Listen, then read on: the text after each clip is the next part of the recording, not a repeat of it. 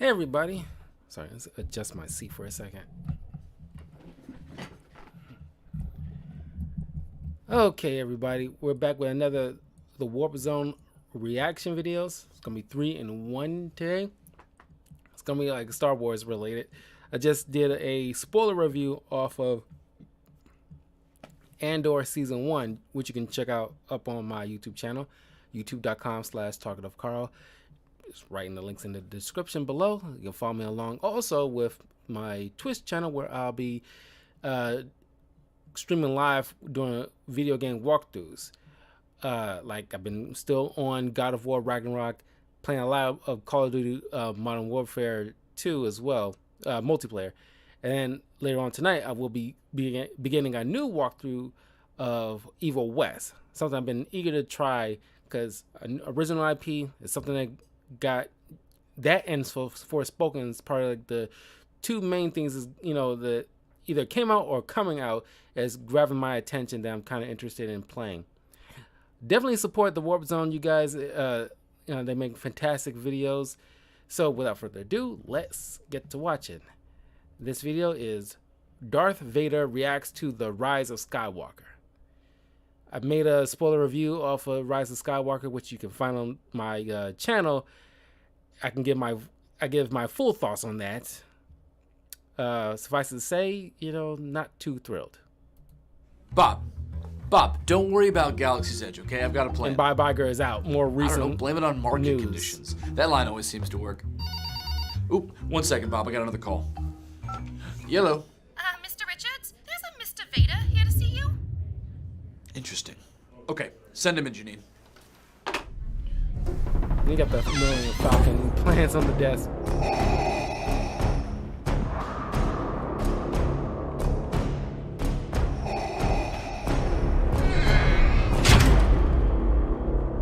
Hey, Darth, how are things going? Oh, Dick, let me tell you, it's been a whirlwind of a Q4 for Star Wars. With the media blitz for Rise of Skywalker, not to mention the new video game, Disney Plus show, mountains and mountains of merch, I've barely had a chance to sit down. Mind if I sit, by the way? Oh, yeah, of course. Oh, that's nice. Most of my joints may be fake, but the eggs are real. Anywho, now that episode 9 is out and the Skywalker saga is complete, that certainly was one way to end it. It's pretty clear you won't be needing old Vader anymore, so I'm here to turn in my lightsaber and my Disneyland annual pass, and I'm off to enjoy a long overdue retirement. Been eyeing Cabo. Think a little sun will do this body a world of good. Yeah, actually, we're gonna need to keep you around for a little longer. Indefinitely, actually. What? I don't understand. The trailer said this was the end of the Skywalker saga. So that's it for me, right? I'm all done. Right? Oh, come on, Vader. You've been around long enough to know that all that end of the saga talk is just a marketing strategy to get butts and seats on opening weekend. Remember how we convinced everybody that Endgame was the grand and emotional MCU finale, and then like a month later Sony shot out another Spider-Man movie that continued the story and turned most of the events of Endgame into a joke? But Dick, how much story is there even left for Disney to tell? Have you seen the old expanded universe we threw out?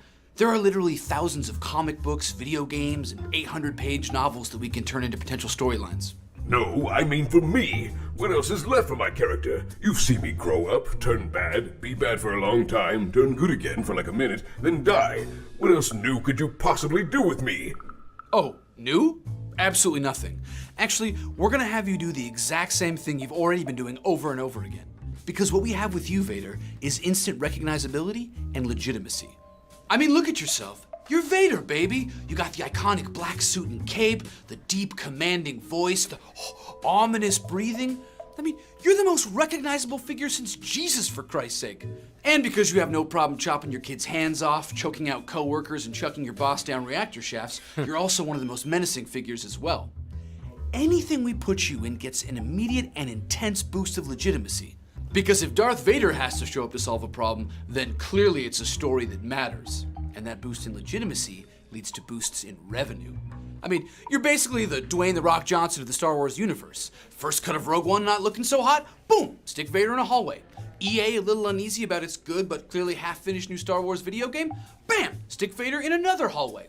Oculus needs to push their shiny new VR headset? Bazoom! Give them an exclusive 3-part Vader miniseries. Holy Spaceballs. You're right. And the gravy train doesn't stop there, Darth. You're crazier than the ridiculous Snoke theories that turned out to be true if you think your Durasteel ass isn't going to be cameoing in the Cassian Andor and Obi-Wan Disney Plus shows. And you're going to be really... I just did my spoiler review of the Andor season 1, just wrapped up today. I give my thoughts. Slight spoiler if you haven't, completed the entire thing yet. But no, there's no Jedi whatsoever. So definitely no Darth Vader. But the Kenobi series, I actually dig the Kenobi series. A couple of minor things that I have gripes about, but you can check out my spoiler review of season 1 of Kenobi series up on my channel, so you can give my clear thoughts.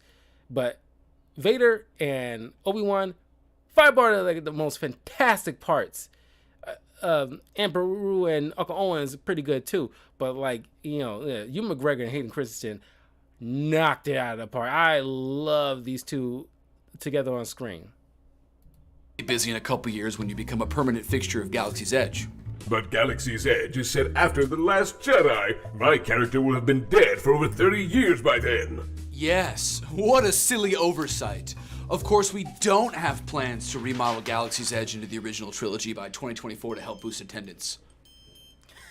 But don't you think it's time to do something new? Like let the sequel characters have their time to shine. Or, and I'm just spitballing here, you could come up with a new masked villain who has all the same cool and threatening characteristics as me, but is someone totally different. New? Oh, Annie, baby. You think we paid Lucas $4 billion for something new? No, we knew exactly what we were getting when we made that deal. The most powerful force in the entire galaxy. Nostalgia. You see, as people grow older and inch ever closer to death, the insignificance of their lives truly comes into focus. In order to combat this, people often cling to the past, to a simpler time, a safer time when they still had hopes, dreams, and the silly assumption that life had any sort of inherent meaning, which of course it doesn't. I mean, people are 1 in a billion. Hell, 1 in 10 billion actually. But when they watch Star Wars, they feel as though they too were destined for something greater. Like they could rise up against seemingly insurmountable odds and overcome their own personal version of the Galactic Empire. And that's where you come in. Not only are you the most recognizable figure in Star Wars, but you're also the enduring face of Star Wars. Mark Hamill, Harrison Ford, hell, even Daisy Ridley will eventually get old and die. But not you. You are eternal. You're an unaging mask that people will always be able to look back to and remember not just Star Wars, but the most important part of Star Wars, the original trilogy. Everything always comes back to the original trilogy. The prequels were a lead into it, the sequels never escaped its shadow.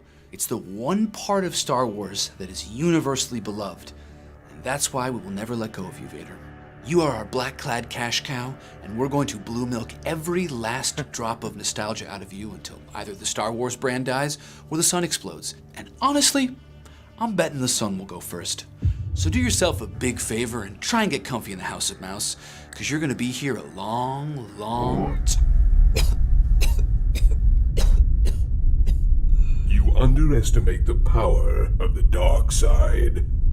And you underestimate the power of a $200 billion multimedia conglomerate.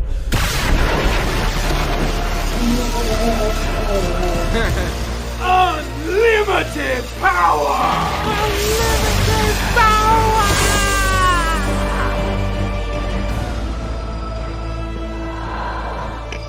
Oh, Vader, you're looking pretty beat. Maybe you should take a little vacation.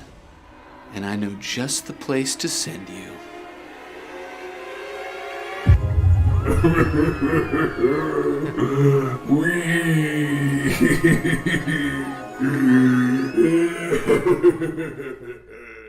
Hey.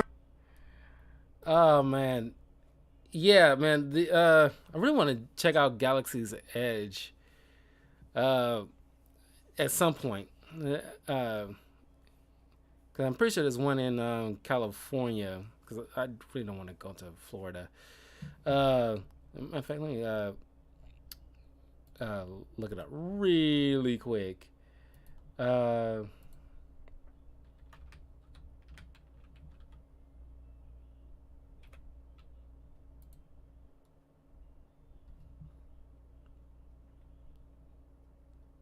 yeah, there's one in California. Because, yeah, I don't want to go to Florida. I know it's probably one in Florida, too. I was like, I don't want to go to Florida. I barely want to go to California, but beats Florida. No shade on those who live in Florida, but I don't know. That place is kind of a mess. Okay.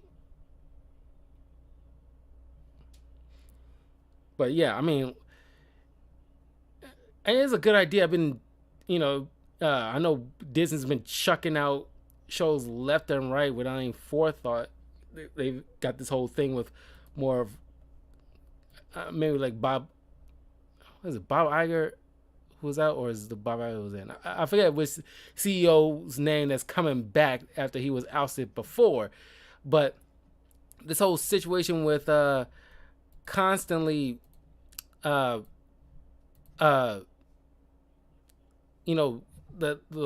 quantity of shows that's coming out, especially from Star Wars. Well, I think especially from MCU more so than Star Wars, but Star Wars, have their tiny issues here and there too. But it's just like, I think it'd be more interesting, kind of like what Tales of the Jedi did, or at least in some format like Clone Wars, tell stories around the sequel trilogy or the days after the whole situation with the sequel trilogy, set around those new characters and focus on them for a couple of decades. I mean, like, because just like with how the Clone Wars and Rebels enhanced the prequels and the original trilogy, you can have something like that, but for the sequel trilogy, kind of help enhance the issues that Last Jedi and Rise of Skywalker had, and focus on Daisy Ridley, probably deal with something with Finn that you never did in the movies, like, because obviously he's probably going to, Rey, I got something to tell you, but you don't tell her. Obviously he's probably going to say something about him being force sensitive, because they already established in Mandalorian how lightsabers, how heavy they are for most people to wield, but not so much for anybody who's force sensitive. So you can, because Finn managed to wield the lightsaber fairly easily, so it'll be a nice little thing about that. I'm just saying. Okay, now we got Mandalorian couples therapy. Thank you both for coming in today. I'm Dr. Johnsons. Management has asked me to help mediate what seems to be a growing rift that's been building between you two behind the scenes. So why don't you start by telling me what's been happening in a calm and collected... He hijacked my f***ing show. Whoa. That's a bit of an exaggeration there, bud. How is that an exaggeration? I was contracted for a 7-episode series called The Book of Boba Fett. You know, this guy. And you stole 2 of them away from me so you could run off on your own and have adventures with your precious Darksaber and deepfake Luke Skywalker. Oh, come on, that's crazy. We don't use the crazy word in here. What's crazy is you even swapped out my theme song for your own. I just said not to use... Dude, come on. I was literally coming to help you deal with the Pikes. So really, it was still about you. Kinda. I mean, technically we even had a scene together in episode 6. The scene was like a minute long, and I didn't even get to say anything. F***ing Grogu got more lines than I did. Then motherfucker can't even talk. I mean, he still got paid for the full day, so I really don't see the problem. The problem is that in the end, I essentially became another one of your random side quests. The show literally ended with you and Grogu riding off into the sunset. How is that not hijacking my show? Okay, well, in fairness, given what Boba has shared, it does sound like a bit of a hijacking. I didn't hijack his show, Doc. I improved it. What? Let's be honest. The show, it really wasn't going anywhere. All the parts weren't really fitting together. I mean, the cyberpunk biker gang, who was that for? Nobody wanted that. And what was going on with the Hutt twins? I couldn't have been the only one getting weird vibes from them. Yeah, no, they definitely had big Jaime and Cersei Lannister energy. Yeah, for sure. The whole thing just felt rushed and half-baked. Things weren't working, the internet wasn't loving it, so they brought in the ringer, Mr. Dependable. I got everyone back on board and refocused the story so we could really nail the finale. So I guess you're welcome for saving your show? Oh, you. Maybe everything felt rushed because a huge amount of screen time had to be devoted to your conceited chrome ass. It's actually Beskar. A real Mandalorian would know that. You think I wanted my Tusken Raider family, the ones who taught me how to live honorably and with dignity, to be unceremoniously killed off screen like some cut-for-time SNL sketch? Of course not. It's terrible storytelling. But we had to, because we needed to make time for the almighty Mandalorian. The guy who's so hip and cool that he let Baby Yoda get kidnapped on Tython because he was too dumb to remember to use his jetpack to get up a hill in time. Big words coming from the dumbass who went into the Sarlacc pit searching for his armor. The very same armor, mind you, that he was wearing when he escaped in the first place, fully conscious and aware of his surroundings. Okay, well, it was hot out, and the Jawas hit me really hard in the head. At least I'm not a member of a freaky helmet-obsessed cult. What? I'm not in a cult. I'm just part of an isolated group of people who live by a stringent set of rules and morals that must be followed absolutely and unquestioningly. And if you ever break the rules, you're ruthlessly cast out and shunned by the rest of the... Okay, I might be in a cult. But you know what I'm not? A has-been. Has-been? I'm not a has-been. If anything, I'm a... is now. This is just sad, dude. You want to know the real reason they brought me in, Boba? It's 'cause you're damaged goods. You got all this baggage weighing you down. First you were this ruthless bounty hunter. Then you were this bratty kid with a whole clone backstory. Then you reappear as a noble warrior type deal. You're all over the place, man. It's messy. And when it came time to make a show about you, you spent so much time trying to combine all these various aspects and satisfy all the disparate fan expectations that in the end, you basically pleased no one. So, the studio brought me in. I'm you without all the baggage. I'm the promise of the badass Boba Fett, introduced in the holiday special all those years ago, finally realized. I look cool, I smoke fools, and the fans f***ing love me.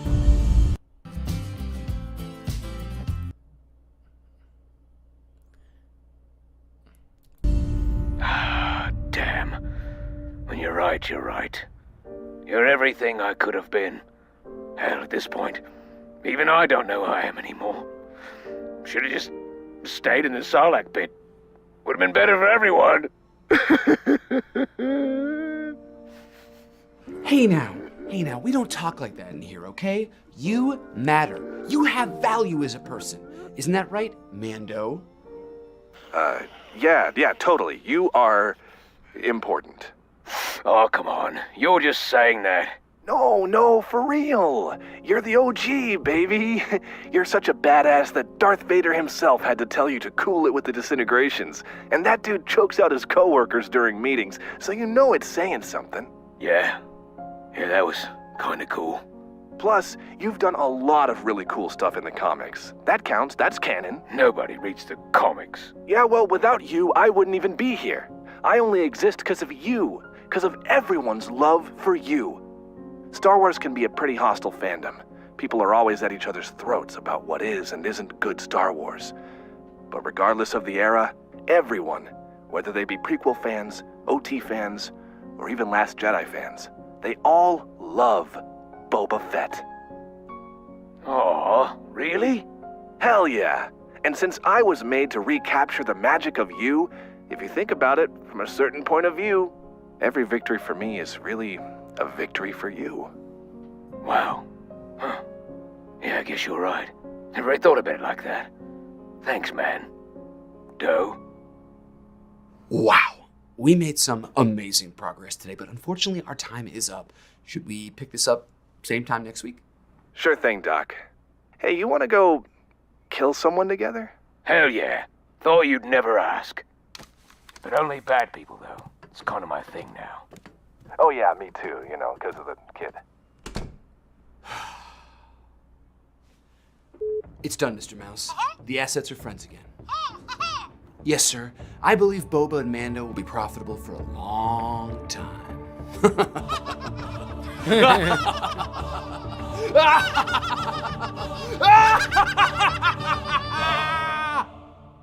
Hey, everyone. Man. Yeah, I mean, yeah, the Book of Boba Fett, it was not good, and definitely perked up a bit when Mando came in, because Mandalorian is freaking phenomenal. I love the Mandalorian. Season 2, oh my god, season 2 was phenomenal. The final episode was, pardon my French, but simply orgasmic. But yeah, I mean, definitely check out my review on Book of Boba Fett and Mandalorian season 1 and 2 up on my channel, where I give you my full thoughts on those. But yeah, I mean, Mandalorian, Boba Fett is cool, but it's just like, I don't know, you expected something like Godfather-esque kind of situation, but I don't know, it was kind of all over the place. Then it didn't jive well for me, or a lot of people, as a matter of fact. But like I said, it didn't perk up until like Mandalorian showed up, and he did kind of hijack the show. To be fair, I mean, he did.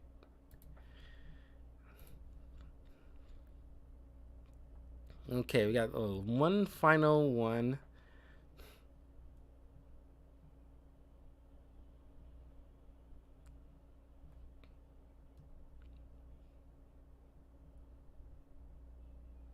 One second here.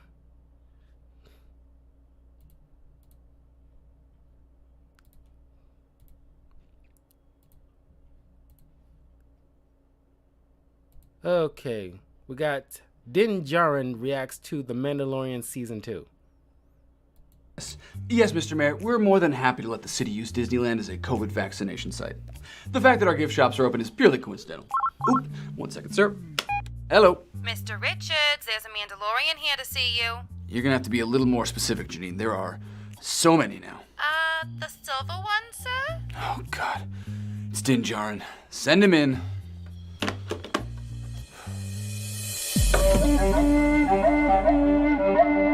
Hey, Mando! How's it going? Mando! Dick, I gotta be honest. Ooh, my back's really in a lot of pain lately. Oh, I'm sorry. What happened? I don't know. It must be from having to carry both Star Wars and Disney Plus on my back. Heyo! Ah, yes. Very good, Mando. Yeah, now that Season 2's all wrapped up, I figured I'd stop on by and have a little chat about Season 3 and beyond. By the way, great idea getting rid of Grogu at the end there. Now we can really keep the spotlight on the guy that matters. Numero uno. Yes, that's what we're doing. Anywho, I got a couple thoughts/demands for next season. It was really cool seeing Slave 1 back in action again, so I'll be taking that. Also, I'm thinking at least a 30% increase in face time for my character. I love the helmet, but boy does it get sweaty in here. And of course, let's throw in a book tie-in, a comic tie-in. Give those nerds in the story group something to do. Oh, and since Lucasfilm Games is coming back, let's also throw in a video game tie-in as well. Nothing too crazy or anything, just some game would be AAA, 9-figure budget, something around there. And let's not forget about merchandising. How come Grogu gets all the love there? I mean, can't you see this adorable face on a plushie? I can. So yeah. I actually got from the last C2E2, I actually got a pop figure. Or was it a C2E2 before that? Anyway, I got like a pop figure because I wanted one with Grogu, but also one with Mando. But I found one that actually had both of them together, and I got that. That way I can save myself some money. I'm gonna need a new line of Mando dolls by Q3 of this year. Mando, look, these all sound like really great ideas, and I will definitely get to them eventually. Oh, okay. That's how we're gonna play this. Well, Dick, let's just say that if Daddy doesn't get what Daddy wants, there's a pretty good chance that Season 3 won't be ready by Christmas this year. Wait, you mean you don't know? Know what? Sometimes I really love my job. Din, Bubby, we're pushing Mandalorian Season 3 back and giving the Christmas slot to the new Boba Fett series. You're what? Are you kidding me? I rarely kid, Din, and honestly, I'm surprised that this is so surprising to you. I mean, didn't you watch the post-credit scene in the finale? Why would I ever watch the credits? I know who really makes the show. Me. Well, I'm sorry, but the news is out and the wheels are already in motion. But I promise you, we will call you as soon as we need you, okay? Thanks for stopping by, Janine Will Valley. Oh, no. Oh, no. You can't just blow me off like I'm the sequel trilogy. Do you know who I am? So cliche. I'm the guy who swooped in and rescued Star Wars after you idiots royally screwed the Bantha. Look where Star Wars was before I came along. You had a fan base more split than a Star Destroyer after a Holdo maneuver, had diminishing box office returns, and even worse, your merch sales were plummeting. Star Wars was on a hyperspace lane to obscurity. Then me and the little green turd show up, blow everyone's minds, and give the franchise the critical and commercial adrenaline shot to the heart it desperately needed. You can't push me aside, Dick. I am Star Wars. Wow. You know, I'm almost impressed with your inflated sense of self-worth. You make an excellent executive producer. Thanks? Look, let me break it down for you. You are nothing more than an experiment. A small but calculated gamble to try to keep Star Wars relevant after the sequel trilogy fiasco, and with the Marvel series still a ways off, have something noteworthy for the launch of Disney+. Now, I'll admit, I wasn't really hands-on for Season 1. I saw that you kind of look like Boba Fett, and the kid kind of looked like Yoda, and I thought, why the hell not? Let's greenlight it. Might even get some of the original trilogy fans off our back. But then the show became a runaway hit. Massive success, way beyond our wildest expectations. And that's when I realized what we had here. We were so busy trying to inorganically force the Star Wars movies into an MCU-style connected universe that we totally neglected the potential of making it happen on the small screen. So Season 2 became the season of backdoor pilots. Backdoor pilots? You mean the guy that fires the tow cables in the snowspeeder? Mando, you really are as thick as Beskar, aren't you? No. A backdoor pilot is an episode of a show that focuses on a secondary character that acts as a test bed to see if they could work as their own spin-off series. Oh.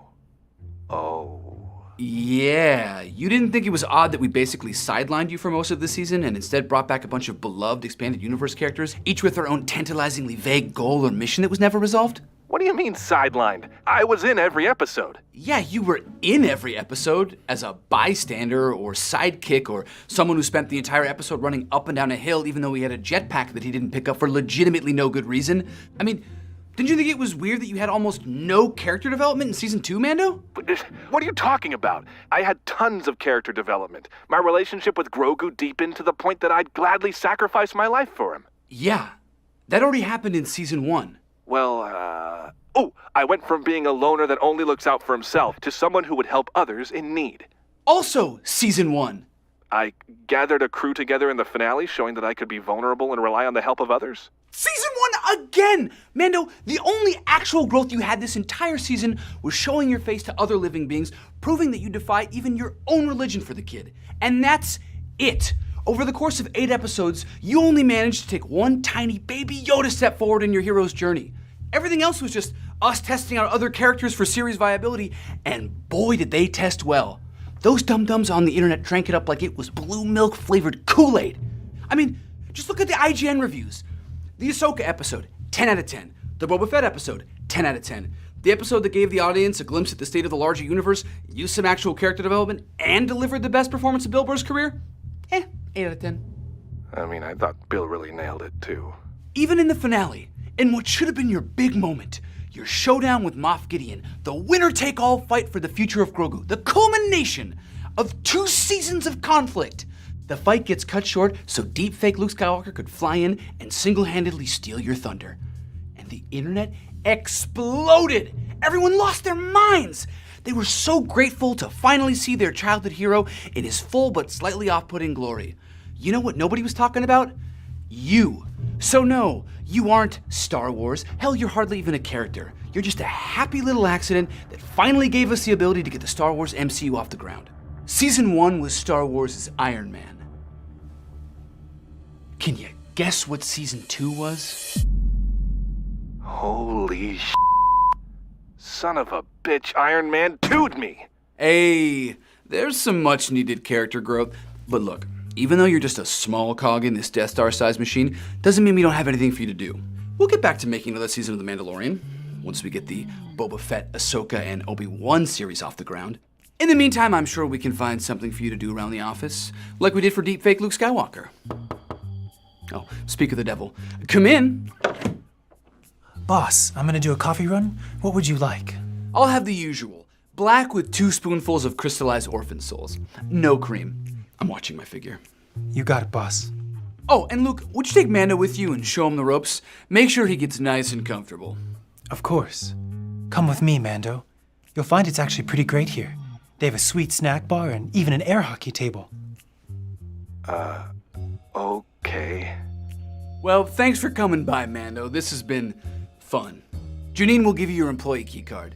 Bye-bye. Okay, now who else can I take down a peg? Got it.